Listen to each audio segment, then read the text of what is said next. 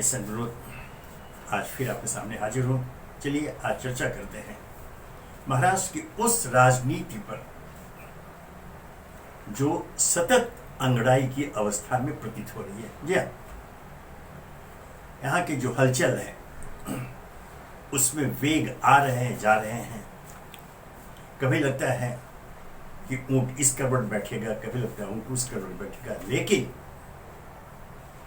वह हमेशा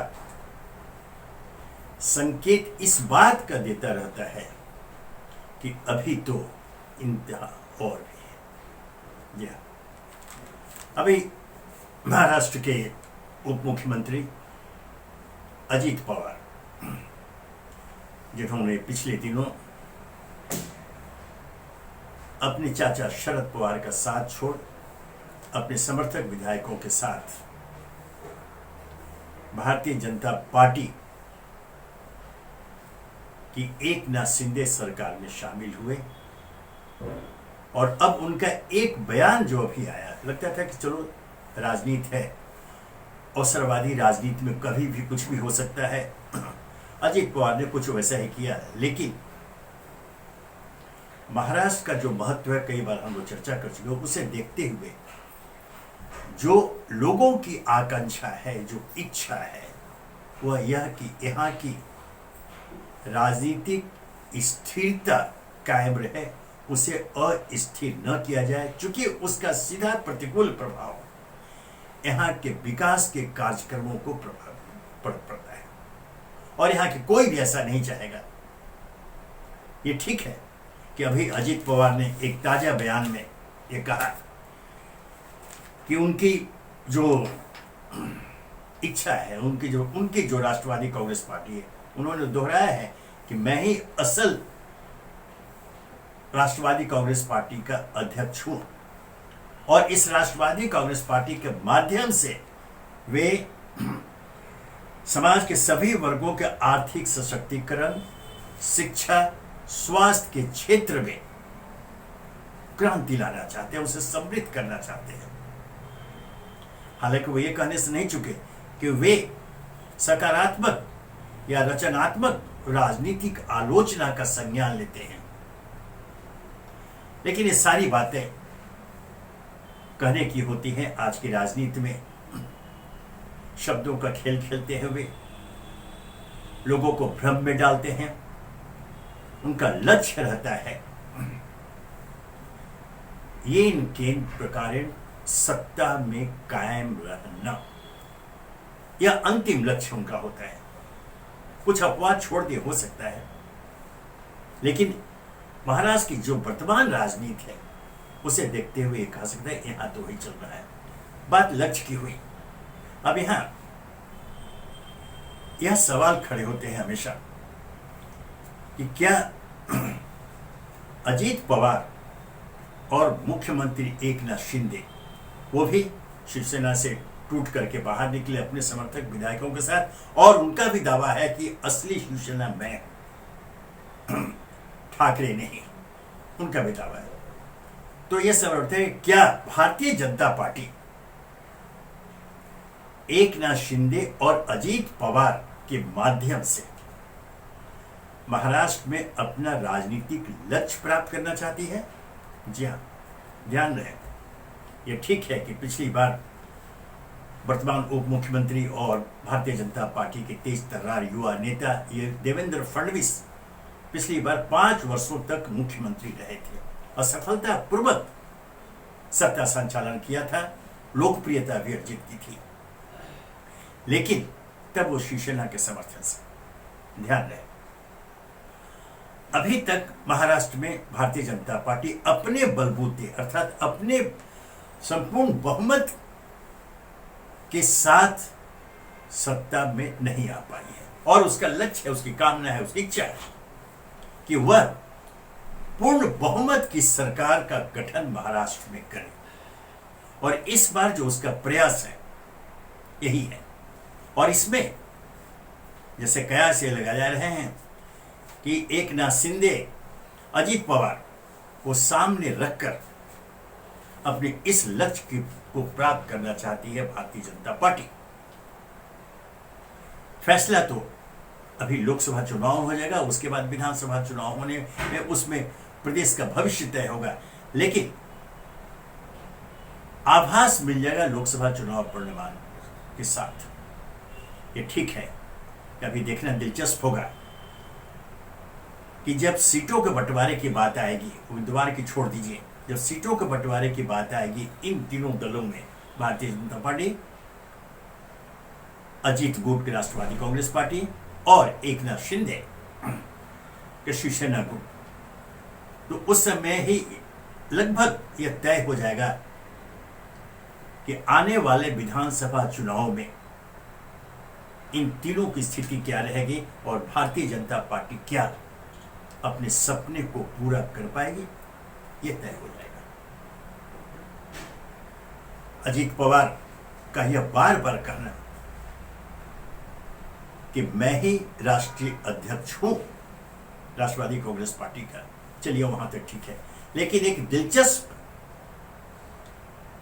तथ्य जो उन्होंने बताया वह यह, उन्होंने कहा कि महाराष्ट्र के पहले मुख्यमंत्री यशवंतराव चौहान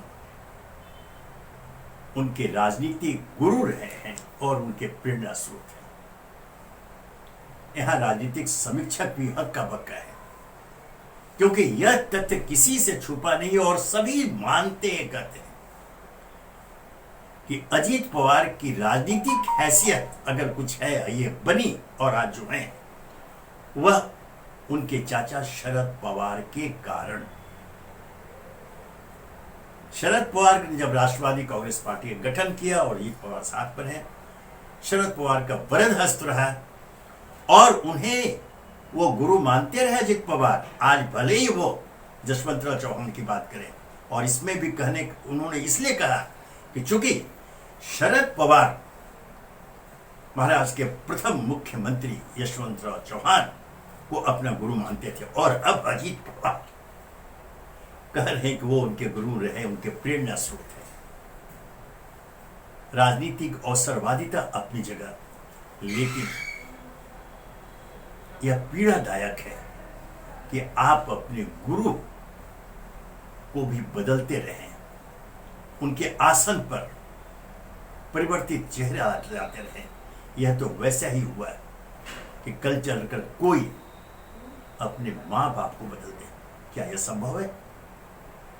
यह एक पीड़ादायक मैंने इसलिए कहा कि अजीत पवार का यह कथन किसी को स्वीकार्य नहीं है, सभी अचंभित हैं। आपने जो कुछ किया, आपने पारा बदल किया राजनीतिक और सर्वाधिकता के लिए, सत्ता के लिए, उसमें किसी को आपत्ति नहीं होगी। यह तो एक प्रचलन में आ गया है, राष्ट्रीय स्तर पर ऐसा होता है। सत्ता के लिए लोग पाले बदलते रहते हैं, लेकिन गुरु बदल देना यह कहीं से भी स्वागत योग्य तो नहीं ही है।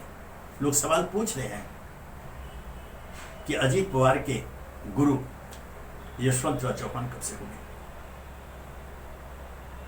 सभी जानते हैं, यह दोहराना ही होगा कि आज जो राजनीतिक अस्तित्व या जो स्थान प्राप्त है अजीत पवार को, वह सिर्फ और सिर्फ शरद पवार, चाचा शरद पवार के कारण। उनको हाशिए पर रखकर उनके गुरु को अपना गुरु बताना, अर्थात यशवंतराव चौहान को अपना गुरु बताना, यह किसी भी दृष्टि से स्वीकार्य तो नहीं ही हो सकता।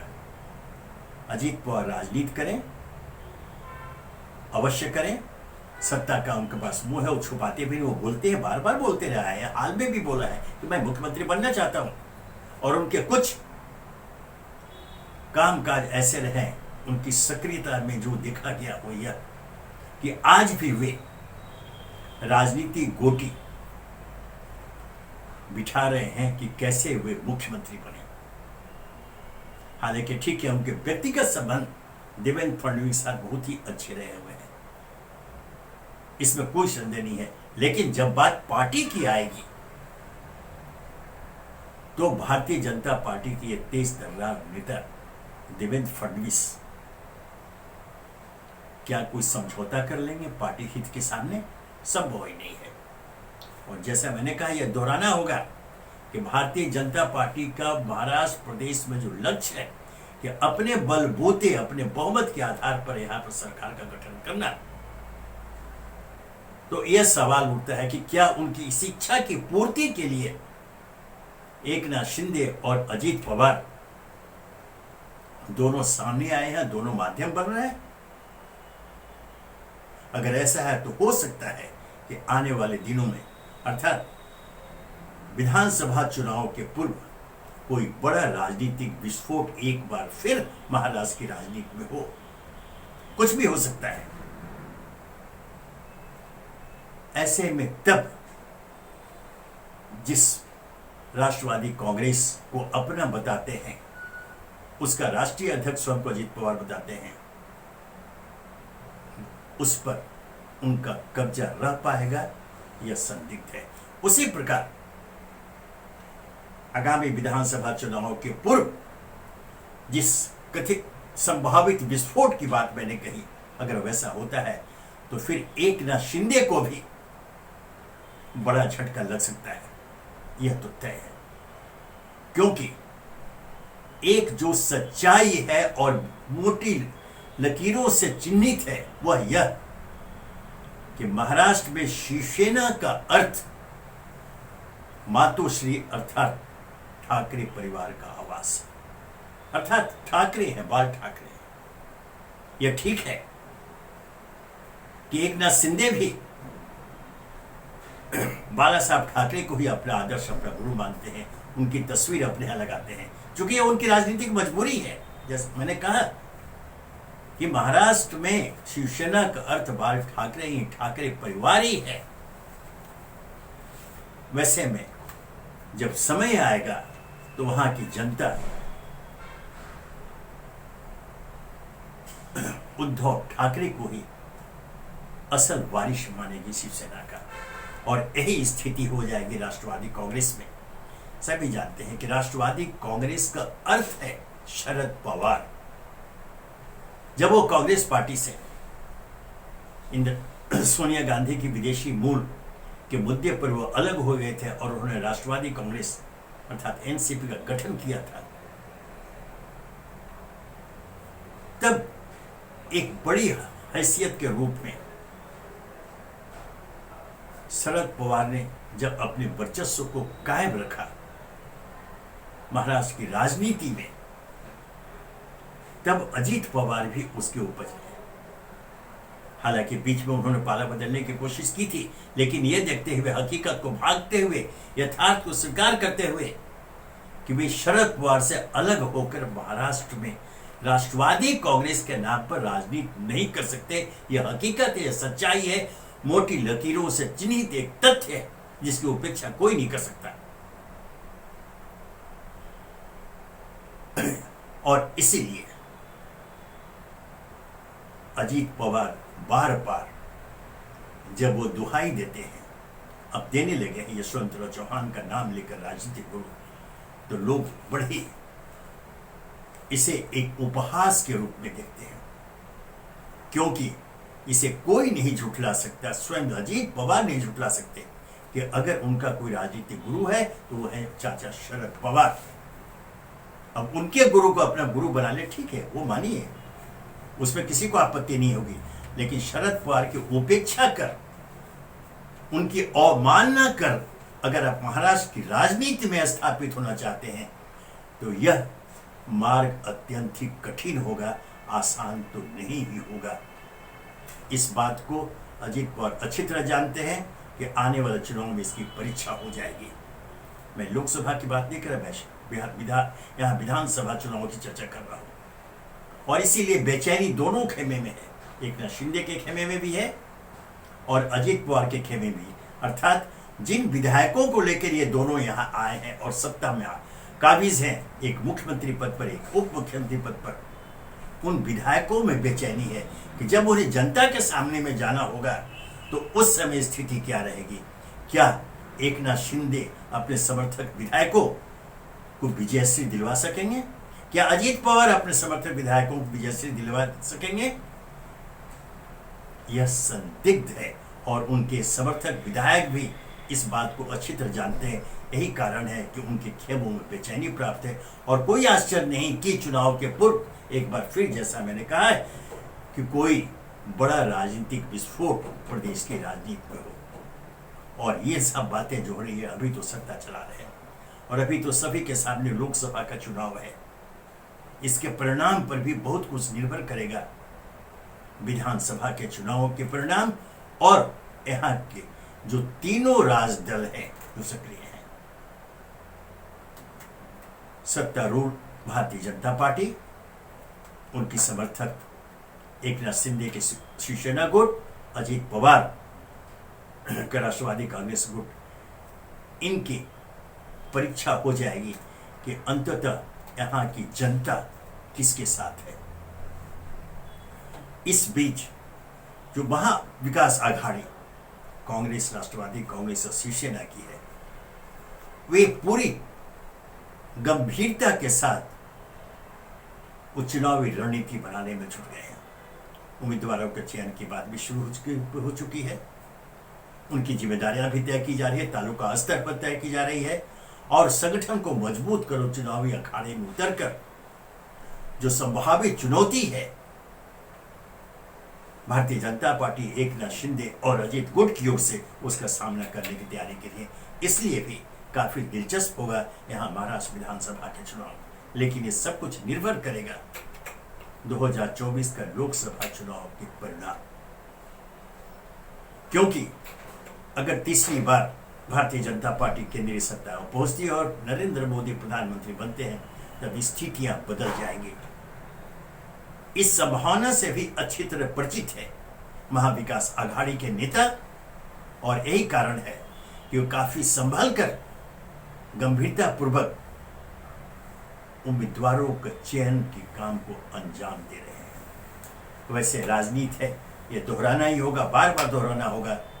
यहाँ की जो संभावनाएं हैं, चुनावी संभावनाएं, रातों रात बदल जाते हैं, हवा का रुख बदलता है, परिणाम कुछ भी हो सकते हैं। ऐसे में कोई चुनावी भविष्यवाणी नहीं, लेकिन प्रदेश के हित में, यहाँ की राजनीतिक और शासकीय स्थिरता के हित में हम तो यही चाहेंगे, यहाँ की जनता यही चाहेगी कि आप राजनीतिक प्रतिद्वंद्विता वश आपस में चाहे जितनी प्रतिस्पर्धा कर लें, लेकिन उसका कोई उल्टा असर राज्य के विकास कार्यक्रमों पर, योजनाओं पर न पड़े, तब जनता आपके साथ रहेगी। अन्यथा जनता कुछ भी निर्णय लेने को स्वतंत्र रहेगी।